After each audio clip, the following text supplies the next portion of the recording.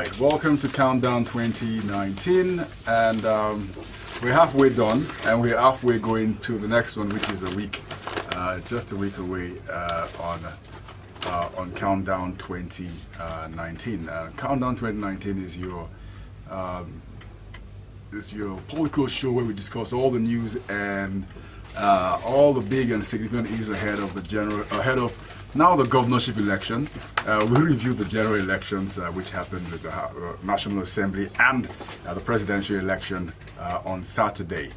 You can watch us on Twitter as well as on Facebook as well. Send us your comments as well. If you've got any questions, we'll love to see them there too. Our handles at Nigeria Info FM, at Rotimi Sankore, at our Obo, at S. Ezekwesili, at Ideas Radio NG also too, with Ayo Obe, which is the Ideas segment, comes up first before we get into the other part of it. Hello Ayo, welcome to Countdown 2019.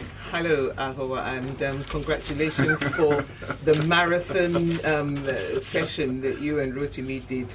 We were watching you also too, as you were doing the analysis. Yeah, we were watching and saying, good. So everyone must be like the dead man, dead woman walking the following day. No. Mine was only a short.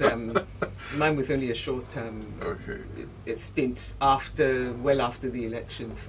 Okay. And while the results were still coming in. Okay. Yeah. All right. Good evening, Rotimi. A fellow co-traveler. They call him the night watchman. Okay, so idea segment first. Yes. So the presidential elections have... The national elections. I say that actually, Rotimi. Because the National Assembly... Not simply because the National Assembly was also... elections were also taking place at the same time as the presidential elections. But because when we're looking as we do in this segment, we're looking for issues of integrity, particularly when we're talking about the integrity of an election contest.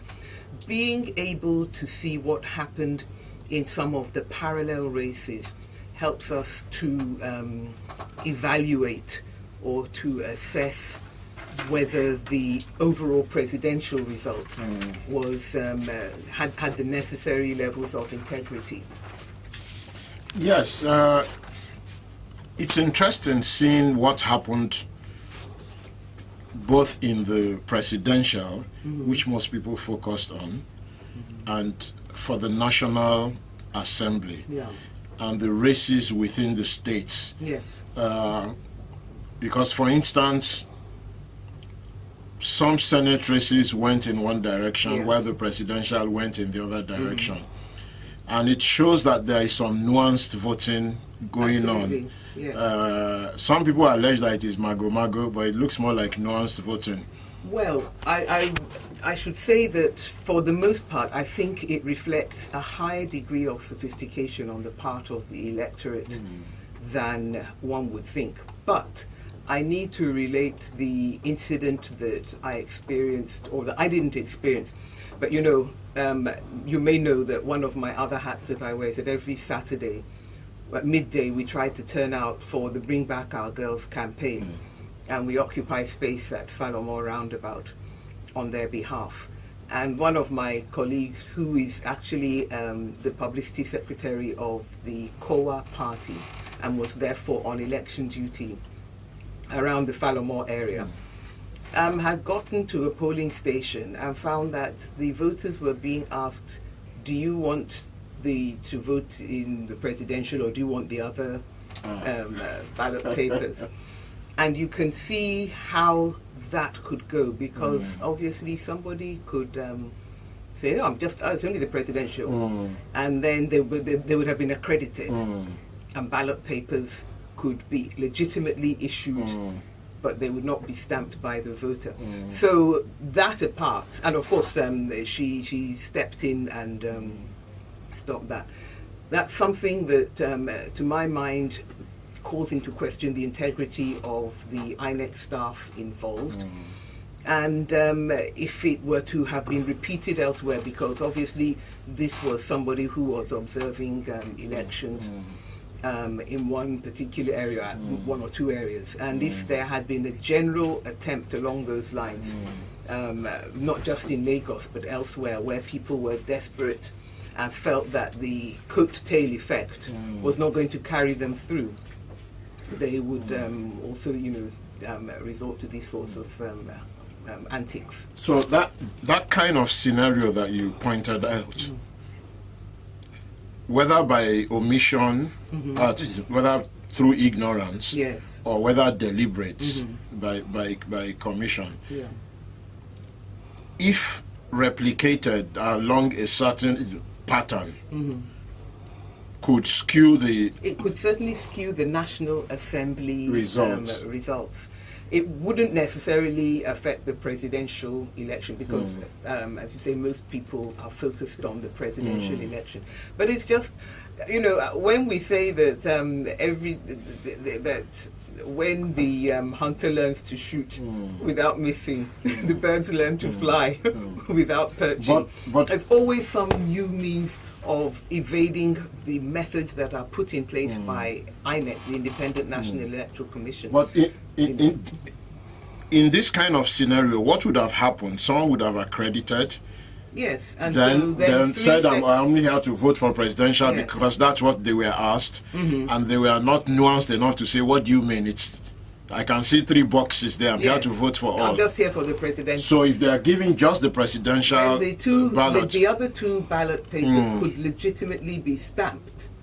For any party? No, they would be stamped as issued ballot papers. Yes. And then there would be some printed or fingerprinted. For any party. The party if there wasn't enough vigilance. Yes.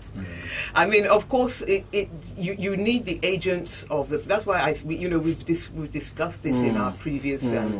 That the integrity of an election depends so much on the integrity and the vigilance and alertness of the political party agents, because election observers can only observe, but party agents can legitimately raise issues and say things. I think that's just one, and as I say, I really don't know how widespread that was. But you also have this situation of violence at the polling station. Now, in Lagos in particular, the complaint was that the violence was in targeted areas. Whether the violence was after the election and then because we did see pictures of ballot papers after the voting. After the voting, that we saw pictures of ballots destroyed, scattered set on and fire, so on and so forth. And but INEC was supposed to have done rerun elections. It's not clear that took place. So particularly as we look forward to the next election, it's something that is particularly important. I think that some of what this reflects is the old saying that all politics is local.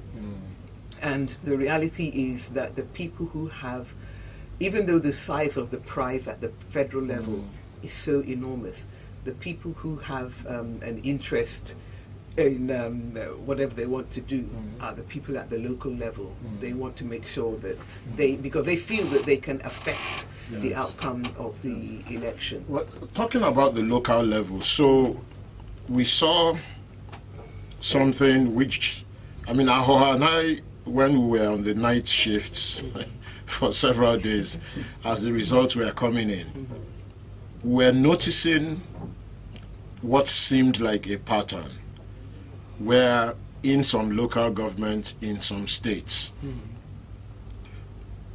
there would be voting, but for whatever reason, violence, people being chased away, as some of the scopes, the state coalition officers for the presidential elections themselves were reporting, because in fact it was what the scopes were reporting that was drawing our attention to it, that people would vote, but as the results were being, as the votes were being counted, collated, there would be violence, people would be chased away, and therefore there would be no results even though people voted. And it seems that in those instances, there were no votes taken into account from those places. Yeah. Well, this is and it ran into hundreds of thousands of votes. Mm-hmm. So in the PDP's estimation, as the official Chidoka was saying, like past midnight on the last day, he said that in their estimation that this would amount to about 5.1 million votes, which they claim is more than the gap, the margin of the victory. margin of victory. It's not clear how vigorously INEC disagrees, but the INEC chair has always said that once the results are declared, you are free to go to court, and if there is evidence, it can be overturned. I mean, what happens in those kind of cases? I raise this because, as we can see in Osun State, there was a rerun in some polling units. I think that when the this happened. INEC has to be challenged on its failure to run the rerun elections, because I think that I'm putting on my lawyer's hat here now. The fact is that the jurisprudence in Nigeria is that an election result will only be set aside for irregularities if the irregularities were widespread enough to substantially affect the outcome of the elections. Now, that's a legal, and when I tell you that the elections of 2003 and the election of 2007, which even the winner was embarrassed to have been declared the winner of. That's President Yar'Adua. Yes, they still passed that bar of not substantially affecting the outcome. So it's not a high bar. And I think that for those of us who are looking for higher degrees of integrity, you remember that we said that what we expect from INEC is not that low bar, but that they should not do worse than previous elections. And there are two ways you can look at this. One, you can say that, well, considering that this is the first election where we had simultaneous, or where you had accreditation and immediately voting, and the last time we did that was 2007, it's obviously an improvement on that. But when you compare it to the way that the 2015 election was conducted, then it's obviously not an improvement. There were more cases of INEC simply still showing that it was not prepared for the election, and more cases of people finding that they could not vote, or that their votes were not being counted. And I think we should also bear in mind that even though INEC's original guideline was that once the card reader is not working, the voter should be, if the card reader is not replaced by 2 p.m., then the voters should come back and vote the next day. In fact, what happened in many cases was that the election officers resorted to using the manual register to accredit voters.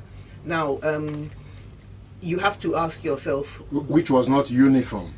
It was not uniform, but it was something that INEC said was not going to happen. And that was one of the reasons that they gave for not counting votes that were cast where the accreditation had been manual. Quite frankly, you mentioned figures of 300,000 from Scope. PDP is talking about 5 million. Well, I mean, I've heard a lot of people saying that the runner-up in the election should take it and should not challenge the results in court and so on. But to me, it's one of two things. You either challenge the result in court, in which case you can then produce your evidence which will support your challenge to the result, or you concede defeat. But this halfway house, whereby you are not conceding defeat, but you're saying, well, I leave it to God, I'm not taking it.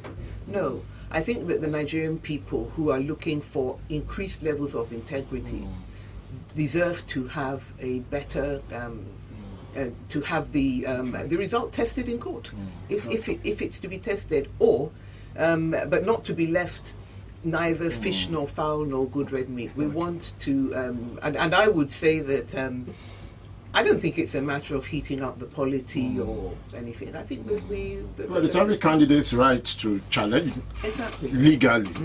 Okay, we have to take an ad break, and we'll be back in a few minutes. Please stay tuned. We should say that the ideas section will come to an end here, because I mean, yes, I'm obviously happy to talk about the other aspects, but I think that if we're talking about the integrity quotient of this election, that it did not measure up to the integrity quotient of the last election, even though it may have done better than the 2007 election.